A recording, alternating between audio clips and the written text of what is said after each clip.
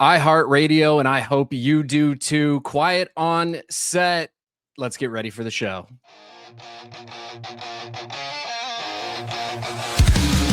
Grab your popcorn, dim the lights. It's movie time, we're taking flight.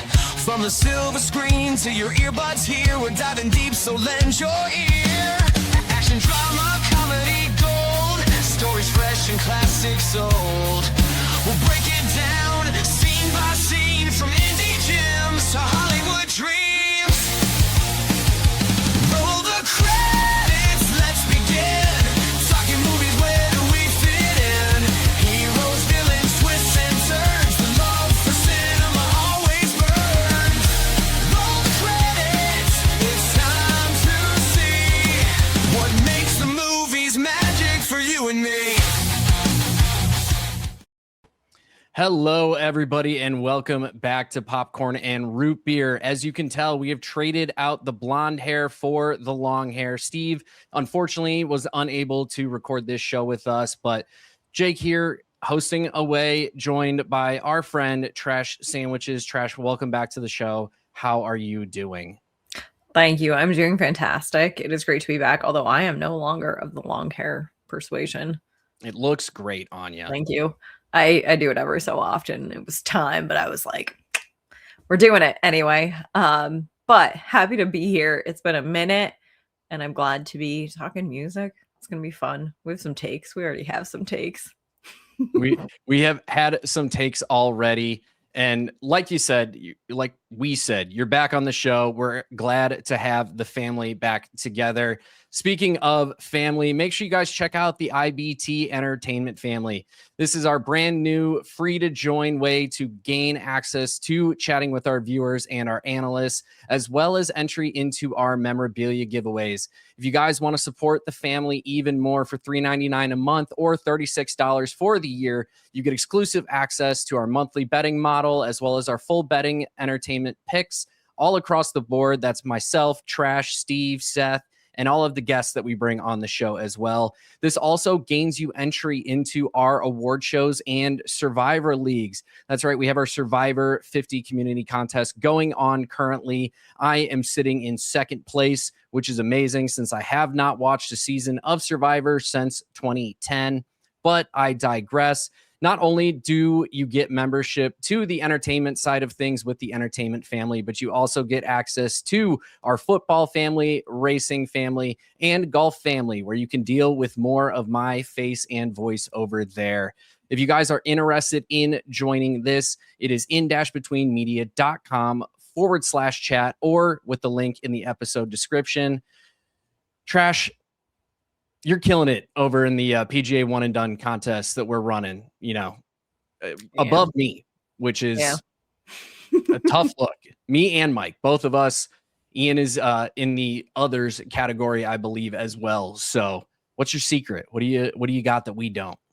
I mean, partially it's just that I do the production, and so I tailor your picks. It's been really nice. It's been great, which means that if you watch, you'll get great picks. I did tell you my secret, which is terrible, and I'll reveal it to the people because, hey, maybe you want to win too, but I at least get 2 weeks ahead of you in the rankings. Just bet the thumbnail. It's not a bad strategy because that is typically one of the better players in the field that myself and Mike or Ian agree on. But enough about that. You guys are here for the entertainment side of things. You guys are here for the iHeartRadio Music Awards. So let's waste no more time chitting or chatting. Let's head on over to do the forecast.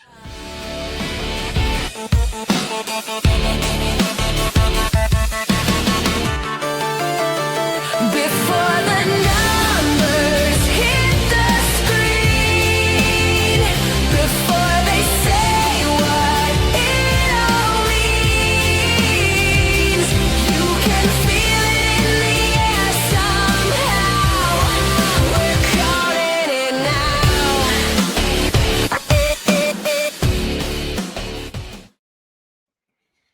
Oh, I love our drops. Steve, you did great with them. Even when you are not here, your legacy lives on through the drops of the show. I say that like he's gone. He'll be back in the next episode. Oh, yeah. So, But the iHeartRadio Music Awards are coming up for us. We are about a month away from the award show. So pretty early on, we have some very good lines, some very fun categories to talk about. So let's kick it right off with the best collaboration category. For this category, there are 5 nominees. We have the favorite, which is Apartment by, is it Rose or Rose? I don't honestly know. Rose, but I think you say it Apate. I don't think you say it Apartment. I'm saying an apartment because apate sounds like a party, which is not the vibe of the song. Yes, it is. Yeah, it is. I had to think back to the song. Anyways, by Rose and Bruno Mars. Next up, that's going off at -200. Next on the board, Luther by Kendrick Lamar and SZA at +150. What You Know About Me by Glorilla and Sexy Red at +800. Timeless by The Weeknd featuring Playboi Carti at 500. And then All the Way by Big X The Plug featuring Bailey Zimmerman coming off at +1000. Now, Trash, before we talk about what we're picking for each of these categories, what is your favorite song of this list? It actually is the one that I'm picking. Perfect. I'll say mine and then I'll kick it over to you. My like secret fit, not even secret. It's very obvious if you know me, and it depends what you know about me, because that is low-key the song on here that has gotten the most plays on my Spotify this year. But that's not what I'm picking this week. So, Trash, why don't you tell us about your favorite and your pick for this week? I'm picking Apate or Apartment or however you want to say it. I think it's fun. I think it's a bop. I'm a pop girly, and like that song is just in my head a lot and in the best way possible. So I'm full send on it. And I think not only like is it a great song, it's been top of the charts for a lot of the year. But I also personally love it. So it's like a fun, I wholeheartedly endorse this one. Both as a, well, maybe as a bet. It's not like, a smart money play. You're not making money on the favorites, like, but I still pick it. Yeah, it's maybe one where you throw it in a parlay with something else just to juice the odds up a little bit. But I mean, -200 is not bad. For some of these award shows, we've seen like -2,000, -4,000 coming off as the favorite. And that makes it hard to even suggest picking it. But I looked it up. It is Apate, and it is based on a Korean drinking game. So it definitely is a party. Mm-hmm. I was wrong about that. Sell me on your pick, though. All right, hear me out. Big X The Plug and Bailey Zimmerman's All the Way. It's one of the songs in here that features a genre blend. You get hip hop, you get country in it. It's a riser for sure. I'm fairly confident nobody expected this to get a nomination, let alone be, one of the top 5 options for it. It's a song that people don't necessarily think of as much, but we have to remember that with the iHeartRadio Music Awards, part of it is the radio play of these songs. And I cannot turn on my radio, whether it's AM or not AM, FM or Sirius XM, without hearing this song. I have changed stations because I do like this song. I've played it myself out of this song. I've listened to it too many times. I have switched stations from one country station to another and gotten this song on both of them. So I think when you factor in the radio side of things with these award shows, I think just based off of the radio that I listen to, it gets the most play. Will that be how it boils down? Probably not. It's a +1,000 play. It's the biggest long shot of all of the plays that or one of the biggest long shots of all the plays that we are talking here. And it's certainly the only one that I'm taking with these odds. I do lean the favorites on quite a few of these, but it's a good long shot. Like if you're going to take a long shot, I think it's a solid pick out there. And and you're right. Like that factoring in that radio play is key. I do think that gives Apate also an advantage over not necessarily that, but like some of these other songs, because that song was also like heavily played, still is. Right. So. Well, and then you have like when you factor in radio too, that basically takes What You Know About Me off the board. Like you're getting the super edited version of that song on radio, which at that point don't play it. You're skipping 40% of the words in the song. So you're not even really getting it. Timeless by The Weeknd and Playboy Cardi, I'm going to fully admit, never heard that song. No, I'm not a big fan of either of them. So, yeah. Not either. So, and Luther's already won some awards this year, so I'm going to give it some love later anyway, but didn't want to pick it again. But with that being said, speaking of duos, and that's what all these songs are. These are duos putting out songs together. We also have the category for the duo group of the year. Leading this odds board here is Hunter X. I don't remember how to pronounce it. It's been too long since I've watched the movie, but the band from K-pop Demon Hunters coming off as the favorite at -200. Interestingly, 3 bands are up next. 3, I would call them rock bands, are up next after here, all sitting at +500. That being Steve's favorite of Shinedown, Linkin Park, and 21 Pilots. And then the last nominee in the category is Maroon 5 coming off at +800. I do believe we both are leaning with the favorite here. Yep.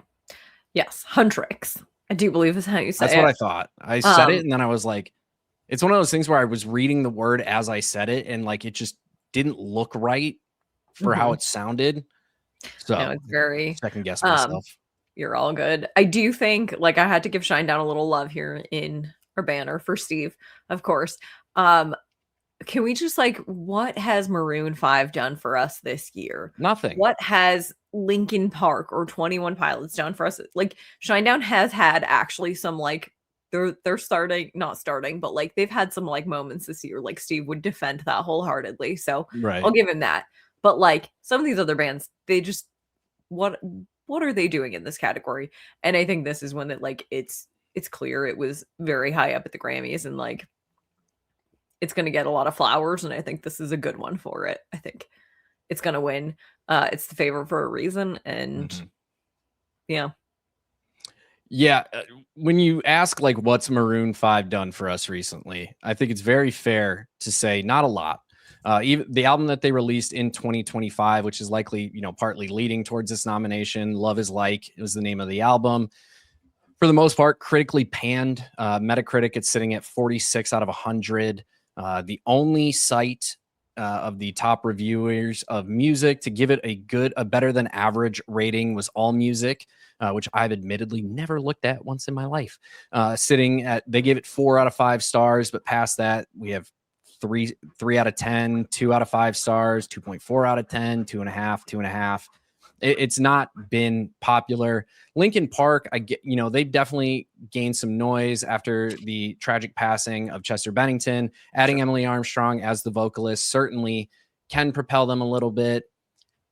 I'm going to admit this again. I don't get the 21 Pilots hype. I don't get it.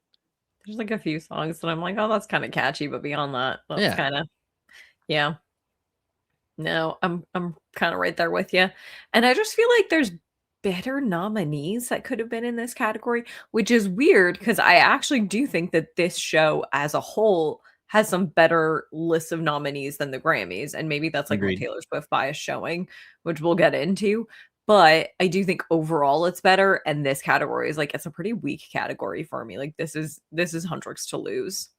Yeah, especially if you look at previous years of this category, like last year we got Blink-182, Fall Out Boy, Foo Fighters, Jonas Brothers, Dan and Shay, and Parmalee if you're into country, Paramore, and then the winner was One Republic. Again, like what's One Republic done for us recently? I don't know. Can't give you that one off the top of my head.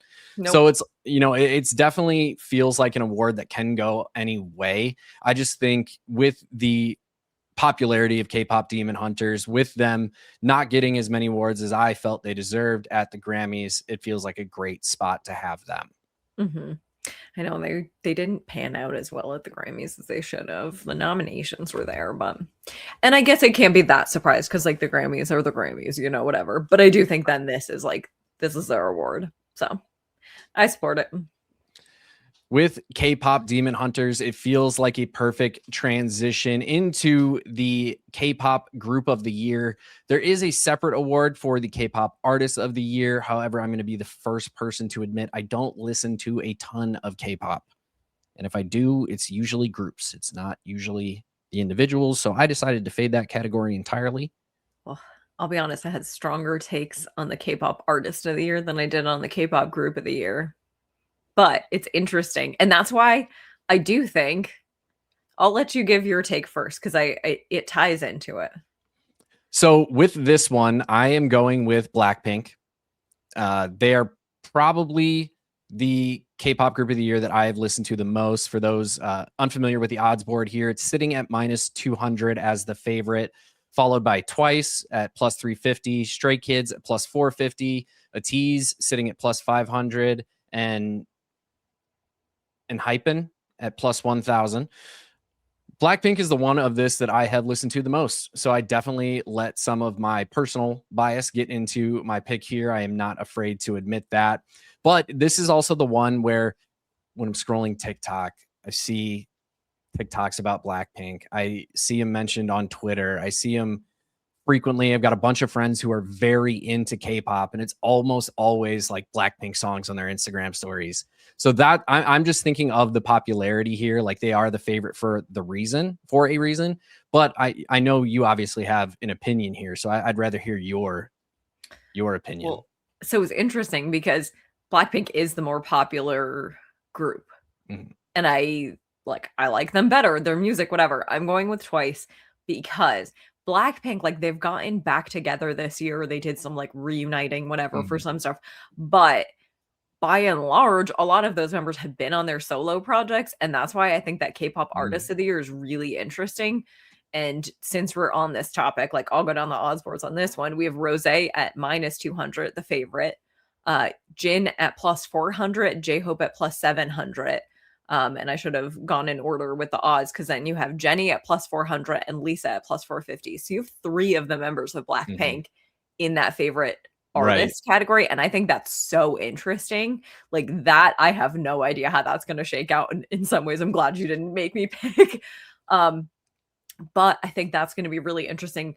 And I think in some ways that's going to stop Blackpink from getting the group of the year because it's almost definitely going to be a member who gets the artist of the year. And that's maybe fair. they should kind of do both because otherwise I feel like that's going to be some weird feelings.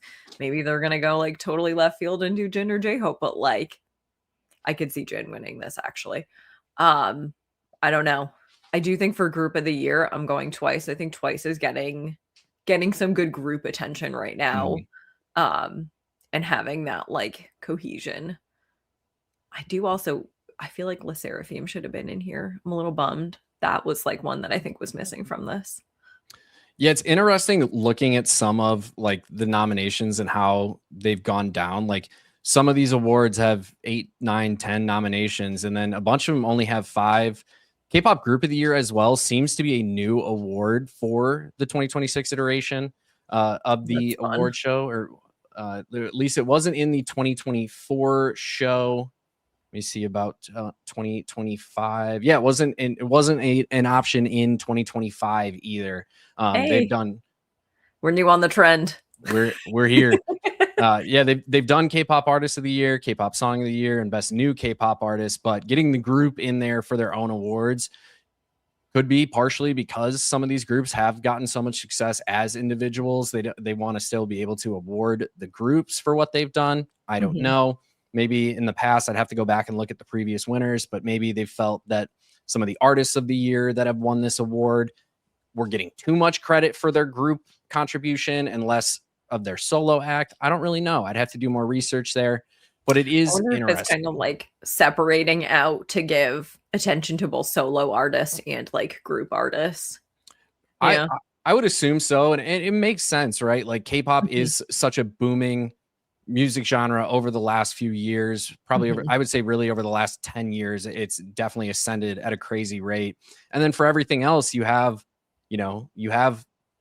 artist of the year and then duo of the year or group of the year. You have songs for collaborations anyway. And, it makes sense, especially in a genre where there is so much of that solo project going on with the band, with the group. Yeah. It's fun. I like it. I'm glad to see it represented, and I'm really interested to see how these ones play out. It will be fun to see. Speaking of fun to see, there's no actually good parlay here. I was just rolling with it. Song of the year is the next one we have. One of the big 3 awards for most people, if not the most popular award for most people, is the song of the year. We have Luther here as the favorite, coming off at -110.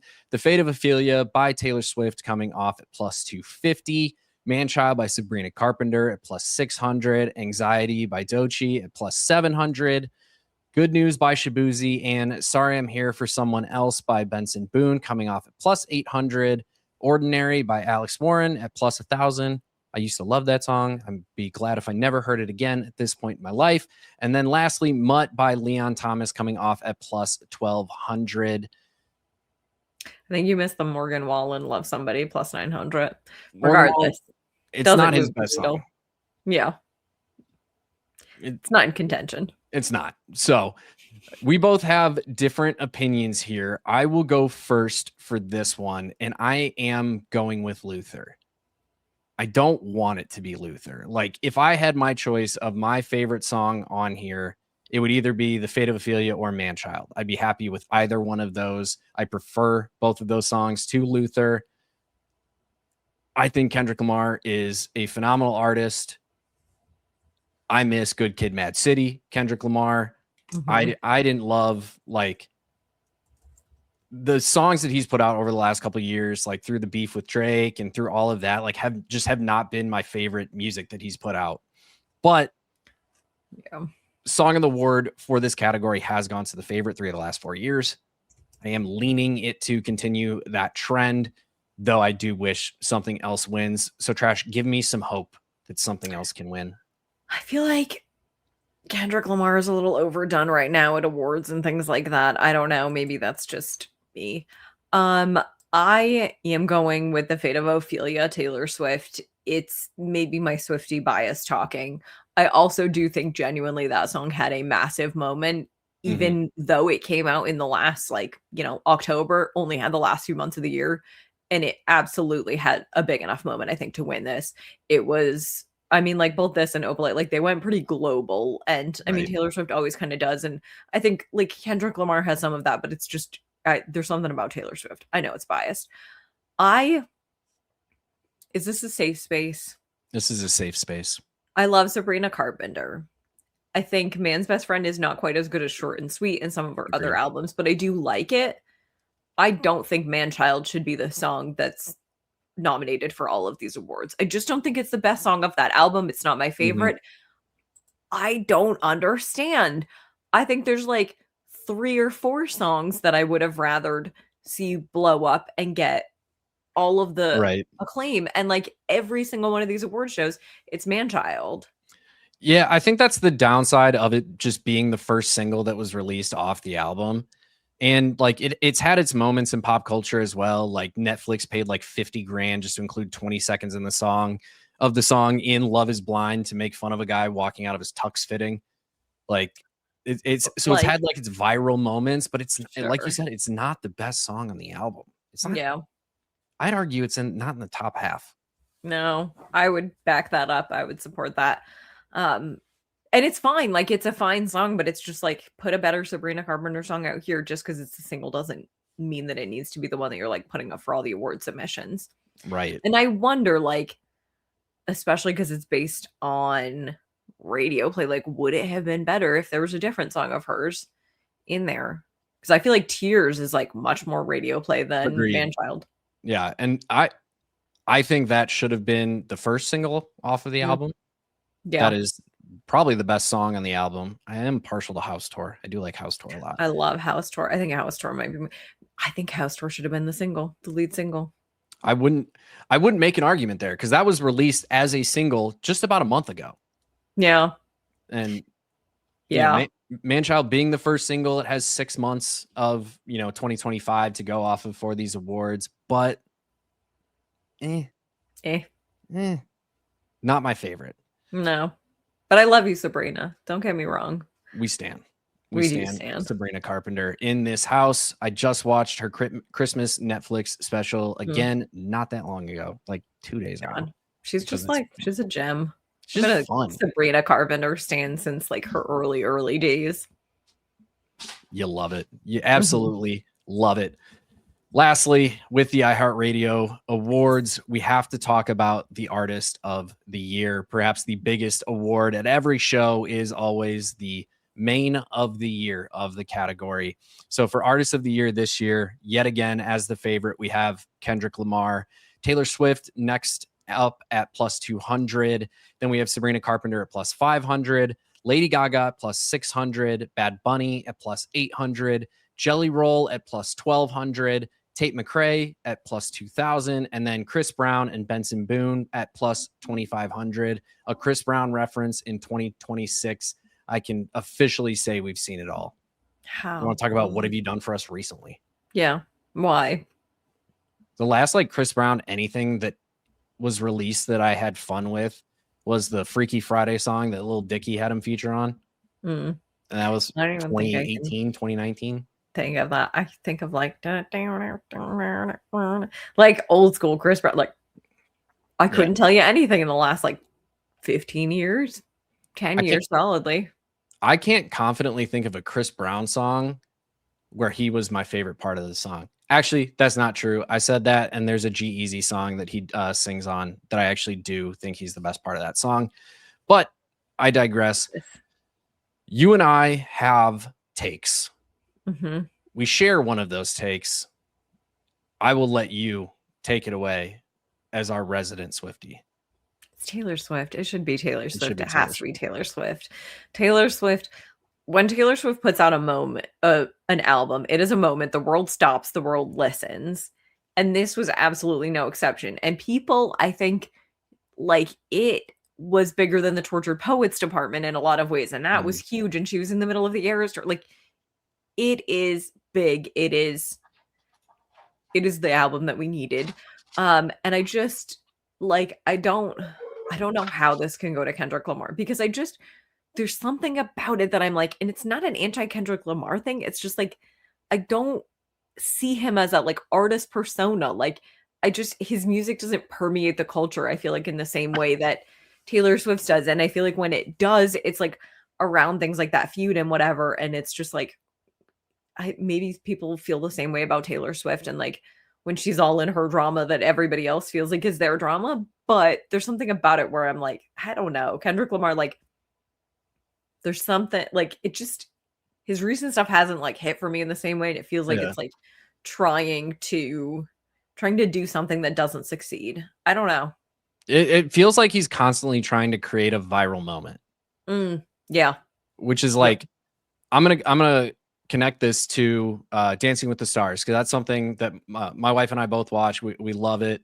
And when I like see discourse about the dancers and the like the professional dancers and people talk about their choreography not being great for their stars.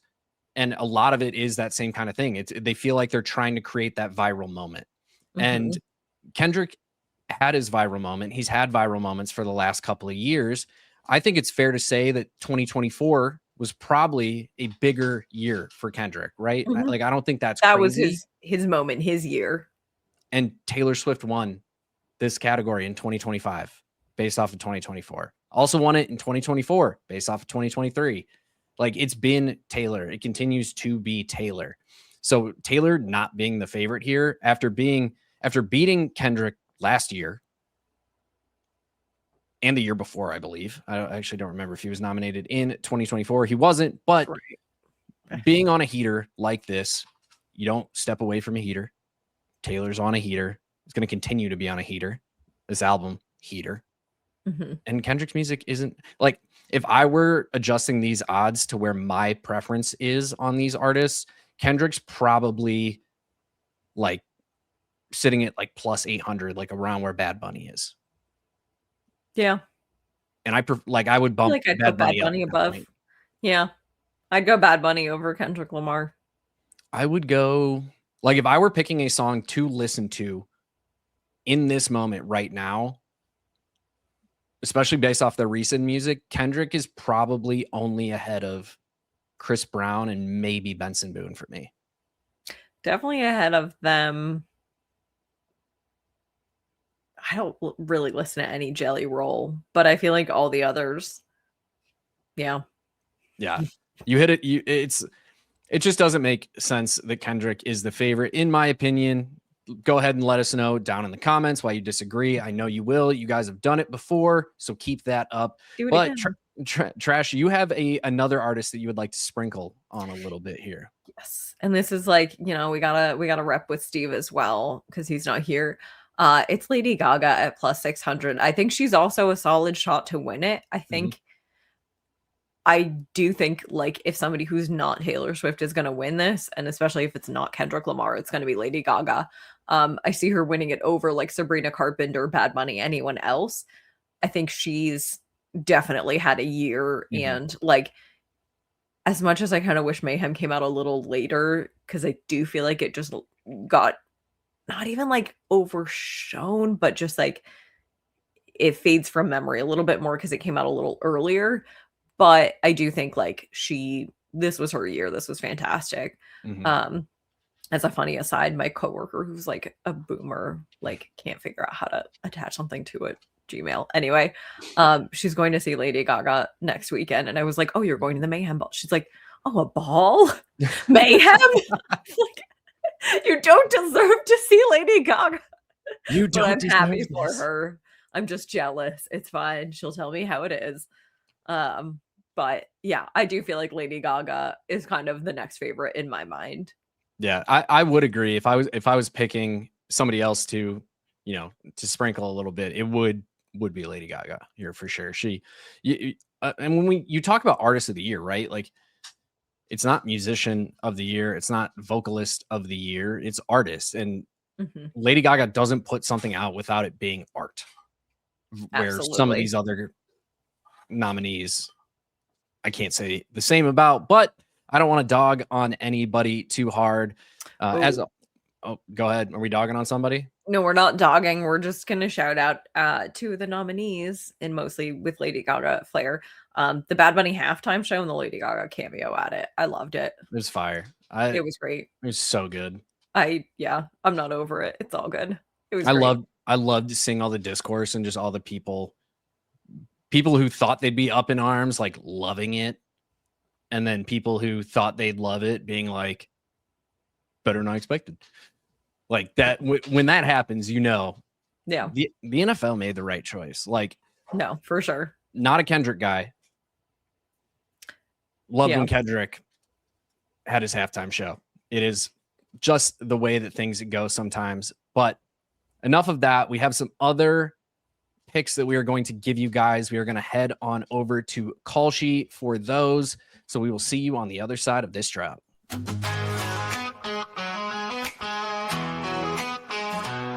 Under the neon lights where the shadows dance, we ride the rhythm, take a chance. Blades of sound slicing through the night. Kalshi Cuts, bringing fire to the fight. Kalshi Cuts, sharp and clean, carving paths in a midnight dream. Feel the beat, let the echoes rise in the heart of the city. Starting off with our Kalshi Cuts for the week, Trash did pick both of these out, and I think they were great picks. So we are starting off. Which country will win Eurovision 2026? Trash, if the people aren't aware, can you explain to them a little bit what Eurovision is? Oh God, I don't even know if I can explain it with justice, but it's a European wide song contest where countries send forth their competitors to compete for the song of Europe, the Eurovision champion. And it's wild. It's entertaining. Even my mother watches Eurovision. Like, I told her that we were doing this and she's like, ooh, who's going to win? Who do I need to watch out for? Who do we got? Oh man. But it's just a fun thing whenever it happens every year, but it's a fun thing every year. And like, it brings together all of Europe, but it's good entertainment for the whole world. So I thought this was a fun little line to see on Kalshi and figured we'd give it a little love this week. It is very fun. If you haven't watched it, you should. It's very entertaining being able to see and hear all of the different styles of music that get submitted and everything that comes from it, you'll find artists that you like. I absolutely promise you that, and artists that you probably otherwise never would have listened to or found without going looking for it. But it is being hosted in Vienna, Austria this year. Do we think that favors Austria at all on the picks, or are you, like me, looking elsewhere? I am looking elsewhere, even though it's in Austria, because Austria is the reigning champion at the moment. But I do think looking elsewhere, and it's interesting seeing the ones that are actually at the top of this, because I don't think that they're typically favorites. Like, they're historically not some of the biggest winners. Some of them are a little bit more so, but yeah. Anyway, do you want to go through some of the leaders here? Shall I? If you have them pulled up, why don't you go ahead and start us off? I do have them pulled up. So Finland is currently at 21%, as is Greece. Then we have Denmark at 15%, Israel at 11%, Sweden at 9%, Italy at 7%, Croatia, Romania and Germany at 5%, gets down from there.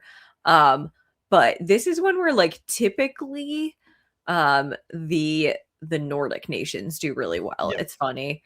It is very much like it's kind of their competition. They do really well, and that kind of makes sense why like Finland, Denmark, Sweden, even Switzerland, I think does pretty well. Like they're all kind of high up there. Greece being up there is really surprising to me. So I think somebody knows something that's happening in Greece. I have no idea what that may be, but the only time Greece has ever won the Eurovision Song Contest was 2005. Mm-hmm.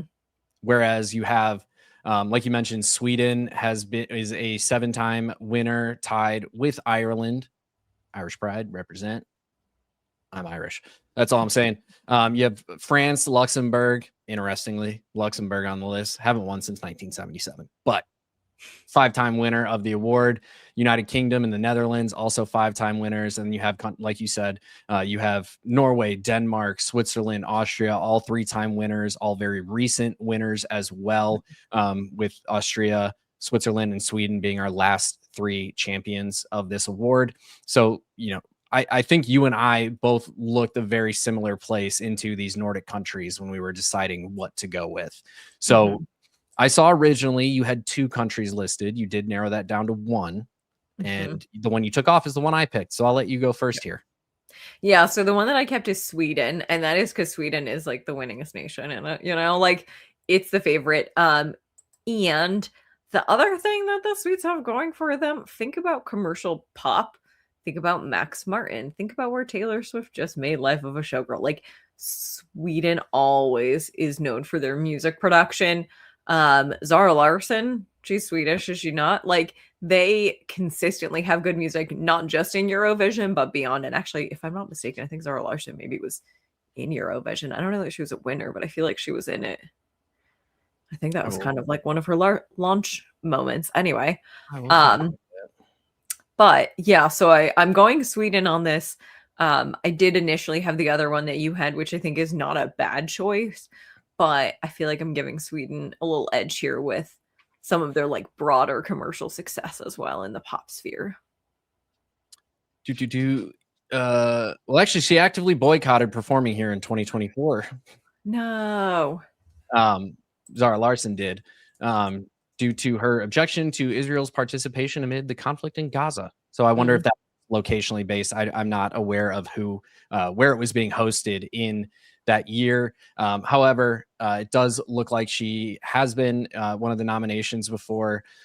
And I think Sweden is a great pick. The benefit of some of these Nordic countries and some of these countries that have had so much success, I think partially is due to the fact that a lot of the songs that get submitted from these countries are in English.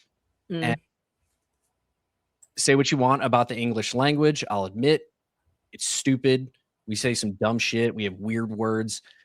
But having a language like English that can reach so far and people in so many countries know, I do think that gives you a benefit versus, would I love to see every song be in the national language? Absolutely. It'd be so fun. But when it comes to a competition aspect, you have to think about the fact that English is a worldwide language at this point, which is why I went with Denmark at, like Trash said, 15%. Actually, it's funny that it says the chance is 15% because the Kalshi are actually selling at 17 cents, which would imply a 17% chance. So somewhere around that range, 15 to 17%. And again, I think it's just part of it being this region does so well in these awards. It's an English song. I think things like that give an edge. And the Denmark nominee for this year, of course, I go on this whole spiel. The song they nominated this year is actually in Danish. So interesting. Maybe my logic is out the door here, but I'm going to stick with it. I'm not going to falter off my choice here. They don't always pick the English song to win. It's right. Like sometimes, but it's not a given. Yeah, it's certainly not. And with these awards too, with something like this, like we're very early on in the odds board, right? Like these are going to change drastically. So getting in early, if the odds shift in your favor, that is one of the nice things about Kalshi is say the Denmark jumps up to a 30% chance to win at some point. It's the same as cashing out a bet before the game's over. You can cash out your shares earlier and still retain some profit. So me being at, 15 to 17%, Trash sitting here at 9%, like if these odds shift in our favor in any way, then we can always cash out. And part of what drew me to Denmark as well is Denmark's been the biggest riser of late as well. It's jumped 9% over the last week or so. Your Sweden, your pick as well, has also jumped 5%, the second largest jump up the odds board. So things are certainly trending in a good direction for both of these. So just some things to keep in mind with these picks here, but very excited for Eurovision. I will admit, I never thought I'd talk about it on a podcast. So Trash, thank you so much for picking that one. But we do have another Kalshi cut that we are going to give you here. And this one is very local to me. I was going to say near and dear to my heart, but I absolutely hate this festival. I went once, saw too many 15-year-olds on Molly and said, I'm never going again. And that is LollaPalooza. And we are trying to figure out who one of the headliners will be for LollaPalooza this year. There are multiple headliners of Lolla. That is one thing to keep in mind here. Each day of the festival has a headliner, sometimes two headliners for certain days as well. So there's a lot of options here on the board. Right now, the most predicted answer is Lorde, going off at an 87% chance. However, she has fallen 7% over the last week or so. My Chemical Romance at 41%, up 8%.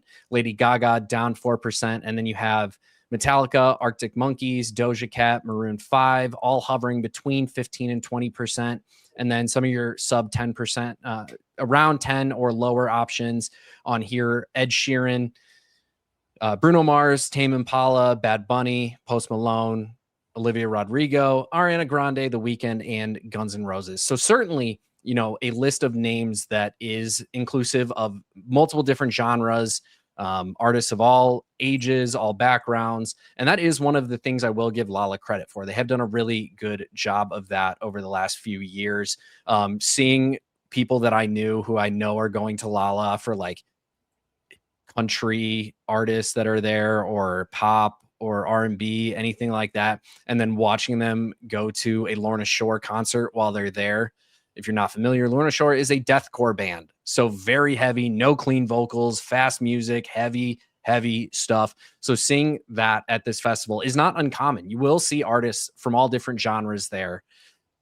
You went with probably my favorite choice, the one that would inspire me to consider sneaking into Lolla, not paying for a ticket, but finding a way in. Tell us about your choice here, Trash. Who is your favorite? So I went with My Chemical Romance. They're high up in the predictions, which I think is a good sign. They also, like, if you look at how things have been trending since this market opened, they have been pretty steadily trending up. There's some others who've had like big fluctuations, and ultimately a lot of those have just trended down or they're flatlined or whatever. And like this has pretty consistently gone up. I think My Chemical Romance is making moves. They've been pretty active on stage and on tour and things recently. So I think it's not at all out of the question for them to. And I think they will get a lot of people, and Lollapalooza knows that. And I think like it would be smart organizers to do it. There's other bands on this list and artists on this list that I do think can also, do some good work to get people in the seats. But like if you look at this, Lady Gaga's not doing Lollapalooza. I'm sorry. I don't know who thinks that. Maybe you disagree, but like there's a few on here that like big names go to Lolla. Don't get me wrong. No, for sure. But Bad it's not Bunny Lady ain't Gaga. doing Lolla. Lady Gaga ain't doing Lolla. No, like it's not her Guns N' kind of Roses. show. Guns N' Roses here would be one of the funniest things ever. Last time I was at a music festival that Guns N' Roses was supposed to perform at. They were supposed to go on stage at 7:30. I walked out of there at 9:30, not having heard them play a song. Oof. So yeah, them at Lolla would be a disaster. Yeah. No, and that's like, I feel like Metallica is like maybe Arctic Monkeys I could totally see happening. But I just feel like if they can get My Chemical Romance, they will, and that would be a bigger headliner than most of the other names on here. Yeah, Lord, I also just don't see Lord happening. I don't know. Lord was the headliner at Lollapalooza. One of the other is announced as a headliner at another Lollapalooza festival. Which one is it that is going on this year? Lord is one of the headliners, or of course it's not going to show me the same Google AI answer of this year. Lord also apparently ended whatever it was, Lollapalooza Argentina. There we go. Got it. I'm seeing this. And ended her set with "I will see you soon, Chicago." Yeah. Okay. Maybe. And she's in the lineup for Lollapalooza Berlin. Okay. It's solid. It's a solid pick. I'm still gonna go My Chemical Romance. But it's not a bad pick. My Chem is a great pick. I am going with a much longer shot, but one that I think fits the vibe of Lollapalooza very well, and that's Tame Impala. Tame Impala, for those who aren't familiar, it's very psychedelic, very synth heavy electronic music. But the last time they headlined Lollapalooza was Lollapalooza Chicago in 2019. And they are they've been rumored very, very heavily to be in attendance and to be coming back for this festival. They've been in their rotation for Lollapalooza for quite some time. Lollapalooza Chile in 2023 and Lollapalooza Argentina. They were one of the top headliners of those festivals as well. So it's not unheard of to see them as a headliner for the festival. I will say they typically get Thursday or Friday billing. So typically they are, one of the lower tier opening. And they're also like an opening headliner. It's one of those things where they still get a huge set, but the music fits the vibe of the festival. I think that's why you've seen him so frequently at other festivals. But another reason I dove a little bit deeper into this than I expected. He is doing a North American tour without a Chicago date. And other artists that typically play Lolla that are also doing a tour around the same time typically don't play the festival. And Tame Impala coming off they've actually gone down to a 9% chance. And there's a very good chance that they do play the festival, but they're not a headliner. But 9 cents being the barrier of entry here, I'm going to invest a little bit here. Yeah. And even if it's, $5 worth of 9-cent shares, if that goes to $10 or to 18 cents, I double my money. Well, and it would still cash if they are headlining like Thursday or any night, right? Just doesn't matter which night. So yeah. Right. And again, the headliners here don't have to be top billing. Second billing works as a headliner for it. So there's still a chance to win, even if I don't win and they aren't like Sunday night headliner, the biggest one typically. But it's not going to matter for me at the end of the day. I'm betting on this. I'm not going to Lolla. Don't go to Lolla. It sucks. Everything's expensive. It's hard to get to. It's a pain. It's hot. There's no shade. Too many 15-year-olds on Molly. Not enough water stations. Chemical Romance is there. I'll just wait and see him on tour. I'll just go that route. But those are our Kalshi cuts. We have one more fun thing that we want to do here. You guys, we can't do a music episode without doing a music Mount Rushmore. So I will see you on the other side of this drop.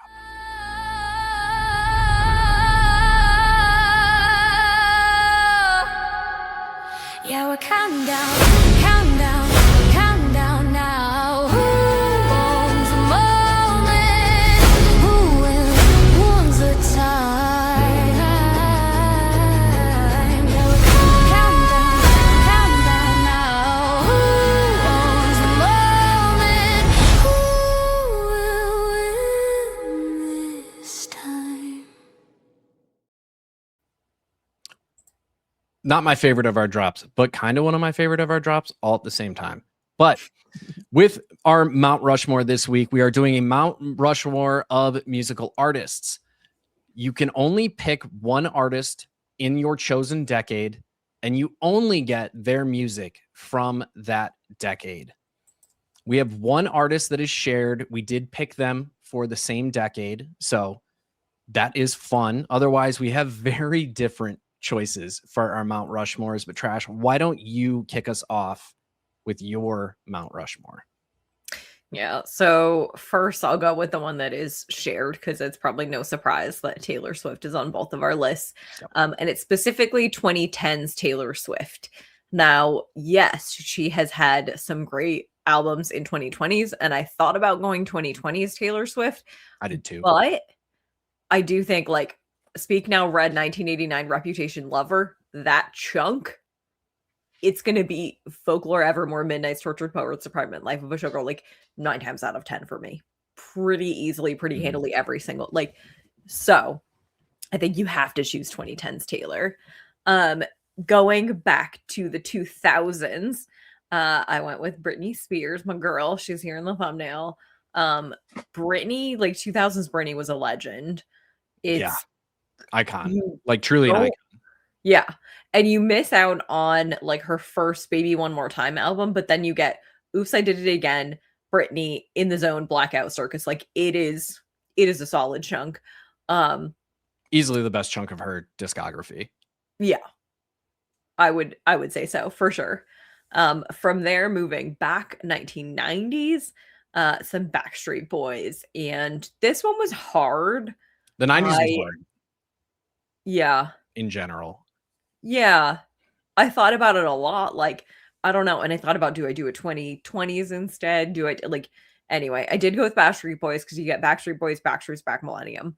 And then my last decade, I went even further back. I went with the 1970s and I went with Queen because I fucking love Queen. And in Queen, you get, or in that decade, you get both the Queen album, Queen 2, Night at the Opera, News of the World. Honorable mention for that decade is Fleetwood Mac. But also, you know what I really decided when I came across this? Because I'm going to do an honorable mention because it's not a standard decade. But the decade from 2003 to 2013, that is Beyonce.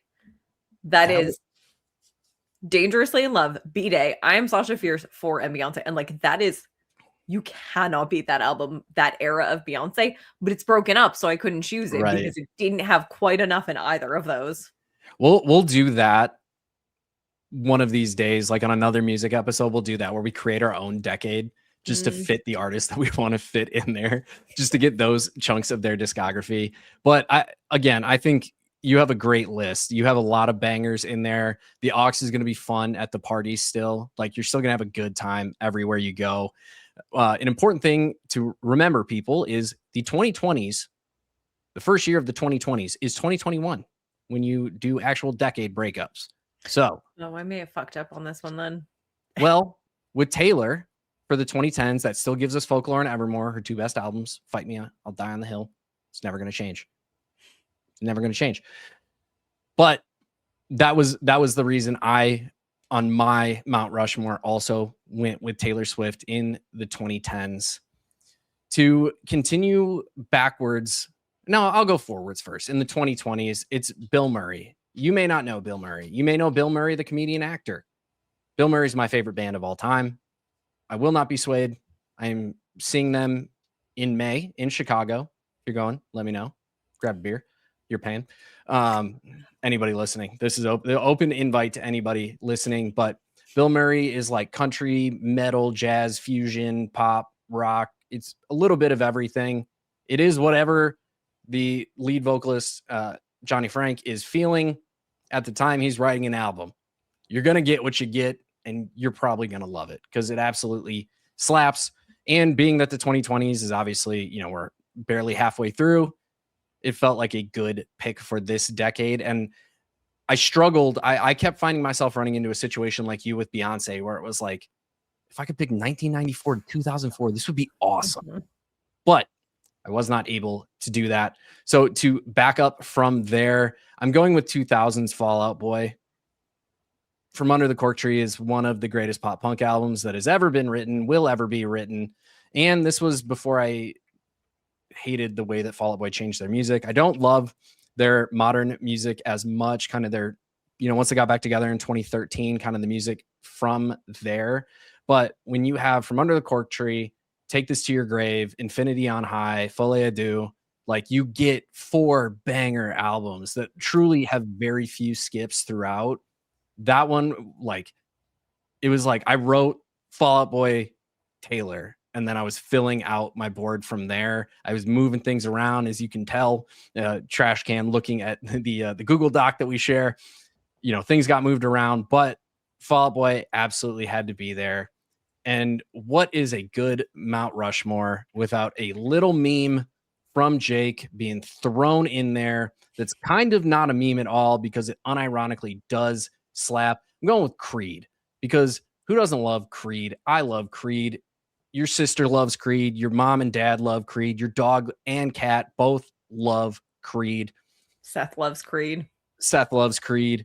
And most importantly, this still gets you Human Clay.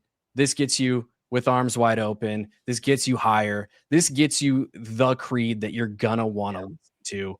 The best album that they've ever put out, will ever put out. And again, I had to throw a meme in there. It had to be fun. Yeah. I was low-key hoping the picture was going to be Scott Stapp flying through the air at the halftime show that they did in Dallas. I could have changed it myself. Tell me next time. I wanted to see if you would get it. And you didn't get it. But in the future, Scott Stapp pretending he's doing Cirque du Soleil would be a fun addition to any Mount Rushmore. But I think we both have great picks throughout. Yeah, I love your Fall Out Boy pick because as you were naming those Fall Out Boy albums, I'm like, should I have gone Fall Out Boy? it doesn't miss. I love Britney though. Like I don't regret going Britney, but oh damn, is Fall Out Boy a banger in that decade? If you and I have the aux at a party, nobody is going to be having a sad time. Unfortunately for us, it is the sad part of the episode. We got to go. But don't forget, guys, make sure you subscribe to the Popcorn and Root Beer YouTube channel. We have our own YouTube channel now, as well as the In Between Media YouTube channel. So make sure you are subscribed to both of those with notifications on. Make sure to check out the Entertainment Family at in-betweenmedia.com/chat or in the episode description. For myself, for Steve Lawson, who is not here, and for Trash Sandwiches, we will see you all next time.